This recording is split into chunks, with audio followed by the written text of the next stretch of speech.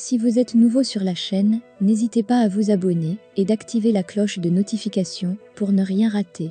On commence. Le vétéran de l'UFC, Louis Pena, a été arrêté vendredi par la police de Floride et accusé de vol par enlèvement, coups et blessures et méfaits criminels, selon les dossiers de la prison en ligne. Pena, 27 ans, a été arrêté par le service de police de Colorado Springs en vertu d'un mandat d'extradition délivré par un service de police d'un autre comté de Floride. Le nom du département et les détails des accusations n'étaient pas disponibles dans l'immédiat. Néanmoins, un porte-parole de la police a déclaré que le combattant à l'UFC de 27 ans avait été récupéré sur un tuyau anonyme. En fait, un autre service de police a appelé pour que nous allions le chercher. Ensuite, nous avons demandé à une personne indépendante de nous dire où il se trouvait. Il l'avait placé en détention en vertu de ce mandat.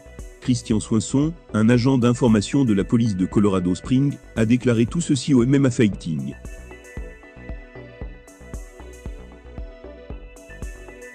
Deux des chefs d'accusation, c'est-à-dire vol qualifié et coups et blessures, sont désignés comme étant en instance de procès.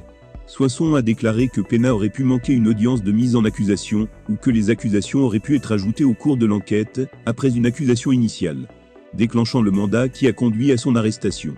Probablement celui qu'il a appelé de manière anonyme est impliqué dans cette affaire, et voulait qu'il aille en prison, a déclaré Soinson. La société de gestion de Pena, First Room Management, n'a pas immédiatement répondu à une demande de commentaire. Mercredi, Pena a publié un message sur Twitter, au sujet de ses problèmes de santé mentale. Il a écrit qu'il avait enfin obtenu la force d'obtenir, et d'accepter l'aide dont il avait besoin depuis longtemps. Par ailleurs, il est à noter que le vol par enlèvement soudain est classé comme un crime au 3e degré en Floride et est passible d'une peine pouvant aller jusqu'à 5 ans de prison et de 5 000 $ d'amende. Ces peines peuvent être augmentées si le contrevenant utilisait une arme mortelle. Pena a été vu pour la dernière fois dans l'octogone en avril à l'UFC Vega 24, où il a remporté une victoire par décision partagée contre Alexander Munoz. Cela l'a remis dans la colonne des victoires, après une défaite contre Kamaworty, qui s'est accompagnée d'une suspension de plus de 4 mois, et d'une amende pour un test de marijuana positif.